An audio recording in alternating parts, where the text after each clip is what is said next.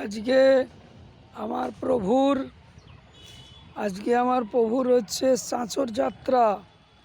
কালকে দোলযাত্রা হবে, আজকে চাঁচর যাত্রা আমার প্রভুর। তাতে আজকের দিনে চাঁচর যাত্রা সন্ধ্যা থেকে চাঁচর আরম্ভ হবে।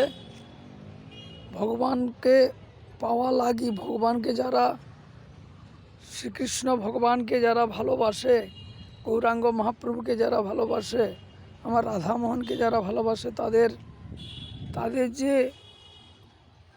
জায়গা,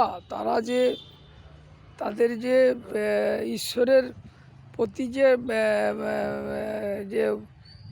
টান, এই শুধু ওই সংসারের মায়ার টানের জন্য নয়। আজকে 4টি ছেলে আছে, তাদের মায়াতে পড়ে, 4টি মেয়ে আছে, তাদের মায়াতে পড়ে আছে, ভগবানকে ভুলে গেছে। কেন? ভগবানকে গর্ভতে মায়ের যখন আসা হয়, তখন সেখান থেকে বলে দেওয়া আছে যে তুমি কি করবে, আমার নাম করবে তো, তাহলে তোমাকে পাঠাবো মত্রধামে, কলিযুগে তোমাকে পাঠাবো মানুষ রূপে। আর যদি না তুমি, তখন ভগবানকে কথা দিয়ে এসেছিল সব মানুষই যে তোমার নাম গুণগান করবে। আর এখানে এসে উল্টা, এখানে এসে শুধু কর্ম করবে, কাকে মারবে, কাকে ধরবে, কার পেছনে লেগে তার সর্বনাশ করবে, এই সব ভূমিকা। তখন এসে ছিল রাম, এসে হয়ে গেছে রাবণ।